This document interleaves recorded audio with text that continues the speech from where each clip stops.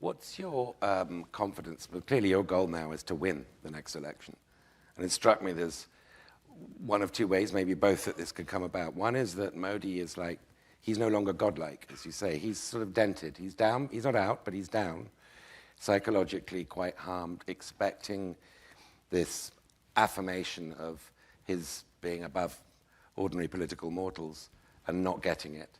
And that might lead to splits, infighting within the BJP. No, he's got no obvious successor, right? My analysis is different. Okay. My sense, halfway through the campaign, was that Modi didn't think he was getting anywhere near 300, 400 seats. And I think early on he realized that this thing's going wrong, right? And we were getting inputs from the regular sources, some of the intelligence agencies we were getting some of that information. It was pretty clear that they were in trouble. And so there was this internal thing going on in the Prime Minister that I could see. And psychologically, that how is this now happening? Because he's a person, as you know, he was in Gujarat many years, never faced political adversity, then Prime Minister of India, and suddenly this idea started to crack. And we knew when he said that, I speak directly to God, we knew that there had been that we had actually blown him apart, right? And that the psychology had gone. And so people think that, well, this was the Prime Minister sort of saying that, look, I'm special, I'm unique, and I talk to God. But that's not how we saw it. Internally, we saw it as a psychological collapse that, what's happened here? How is this thing not working?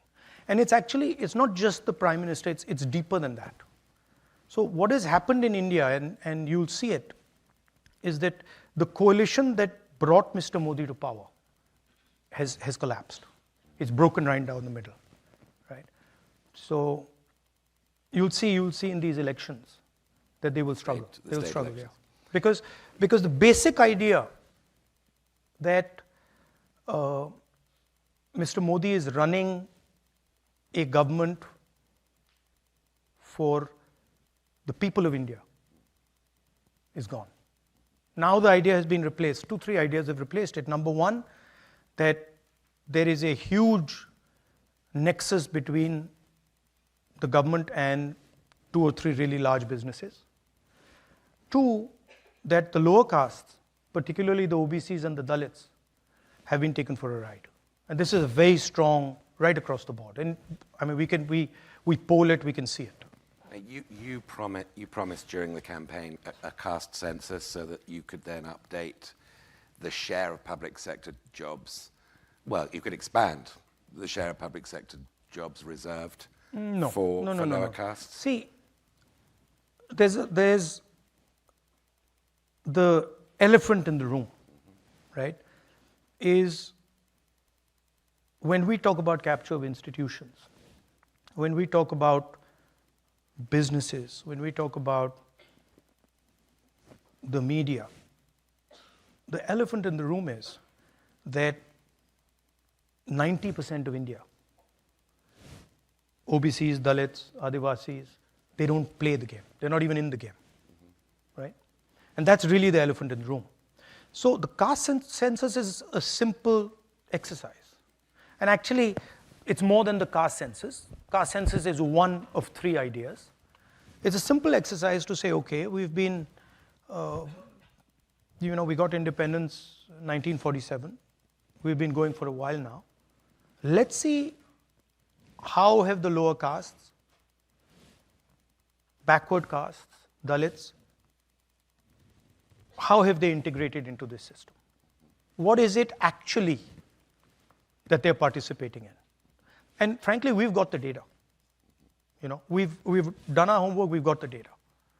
And I can tell you, out of the top 200 businesses in India, right, there's almost no ownership of 90% of the population. I can tell you that in the highest courts of the country, there's almost no participation of 90% of India. I can tell you that in the media, national media anchors, journalists, there is zero participation of lower caste, OBCs, Dalits, Adivasis, right? So, and the people know this. It's not that this is not known. The large mass of people understand this, and they look at India and they say, okay, where is our participation? And the idea of the caste census is simple. We've not taken any policy position.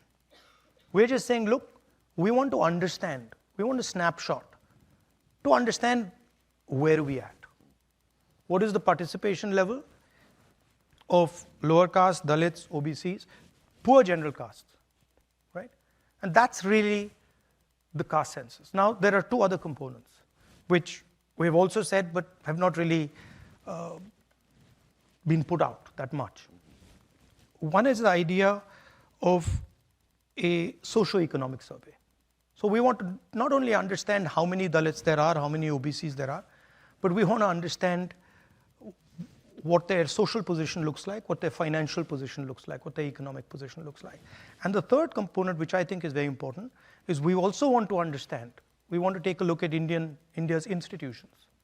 We want to look at the media, we want to look at healthcare, we want to look at education, the owners, the structures that deliver these services, and we want to get a sense of what is India's participation in these institutions. So these are an institutional survey, a socio-economic survey, and a census. Is there any reason why you wouldn't expand that to include the role of Muslims in modern? They're included in that. It's So not they're just included Muslims. in the OBC. It's minorities. Category. No, it's Minorities, everybody. Muslims. It's Okay. even if you look at the general caste, you will find that there is a huge divide between poor general castes and well-off general castes, right? And that's the same for minorities, it's the same for Adivasis, it's the same for OBCs, it's the same for Dalits. I mean, the reason I pressed you on that is because older people in this audience, and maybe some of the younger ones, will remember in 1992 when VP Singh's government announced its expanding government reservation system to other backward classes, not just Dalits. That's when L.K. Advani, the BJP leader, launched his Rath Yatra on Ayodhya, which resulted in the vandalism, the destruction of the Babri Masjid. So there is this sort of chemical interaction between caste and Hindutva reacting against it, mostly upper caste-led Hindutva. So you confident of the politics of this? I mean, because this has a history, right? Look, from our perspective, if we talk about a nation that is going to progress, and if we talk about India becoming a modern nation, we have to ask the question about participation of 90% of our population. We can't just ignore it, right?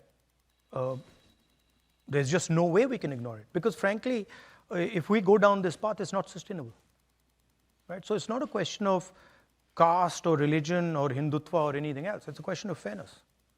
I frankly, as a politician, I don't want to live in a country where 90% of the people do not have access to opportunity. I'm not interested. So that's my position. And of course, many people would disagree with it. Many people would say, and the BJP and the RSS do say, that look, don't ask this question. Let a small minority of people just take all the fruits of the country. Now that's the fight, right? I mean, Mr. Adani and Mr. Ambani are a small component of that. They are a huge component in the business world, but they're a small component if you look at the entire picture. Mm-hmm. I want to keep an eye on the time because I want to leave at least 20 minutes for questions. So we've got a couple more from me, if I may. Let me play. Can I just say one Yes. more thing? I'm of the view, and I think most people who are involved in this will agree with me, that this is now an unstoppable idea. So if somebody thinks that now they are going to stop 90% of India from asking these questions, from demanding a census, from asking the question about how much participation do they have in our institutional structure, I don't think it's going to work. I think that the pressure is way too powerful. But assuming, and I'm sure you're right, that this survey does produce the kind of picture in detail that you've just outlined, what would be the policy implications? Would it be larger reservations for... That would depend on what comes out of these studies, right? But if you ask me personally, I think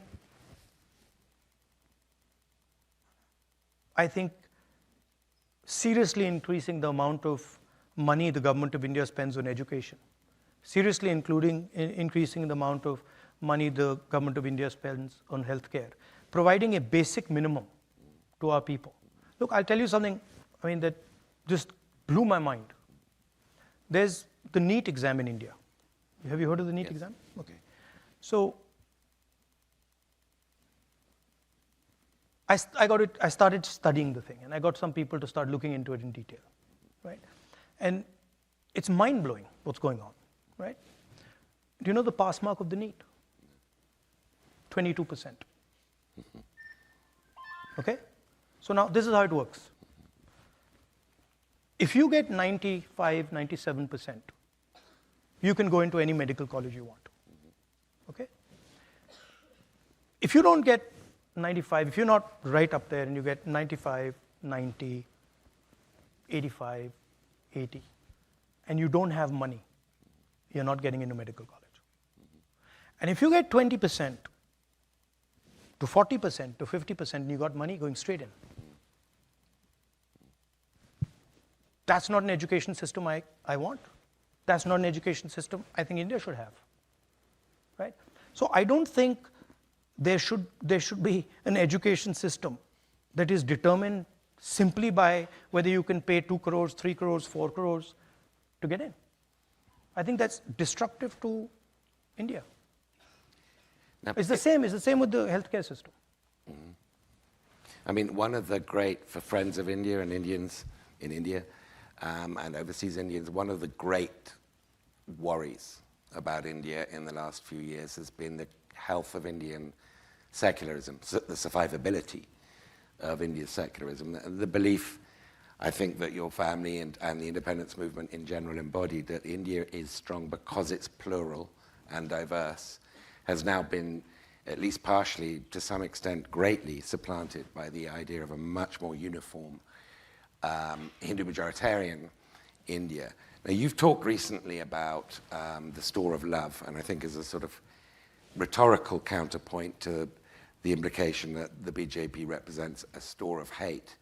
My question to you is, are you updating your idea of what secularism is to suit the times we're in, the challenge that you're facing? Because this is a very different challenge. By the way, it's not a rhetorical idea. Okay. It's a practical idea. Mm-hmm. I don't think there's anything rhetorical about it. I walked from Kanyakumari to Kashmir, right? And halfway through that walk, I started asking myself a question.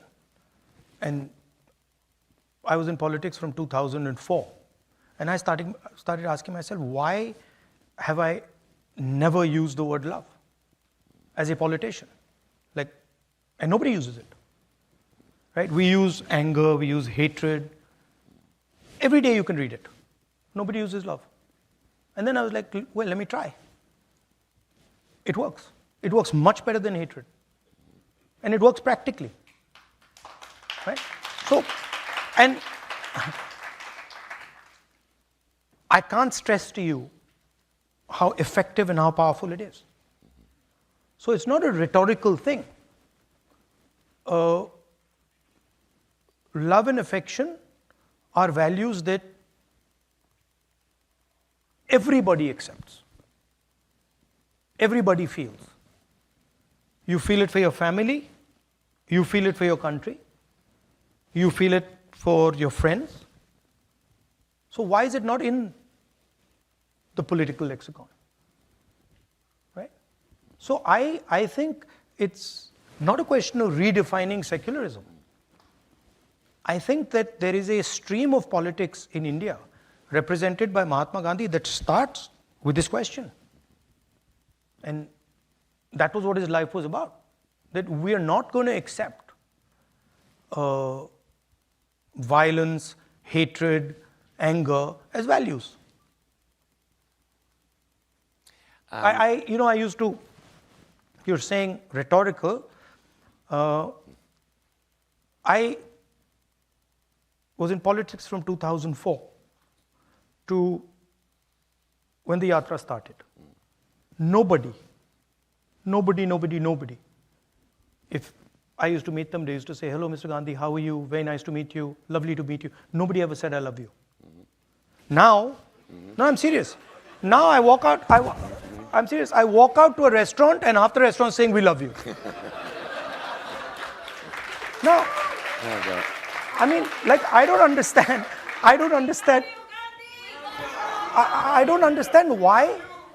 why is it like, it's sort of some complex, right?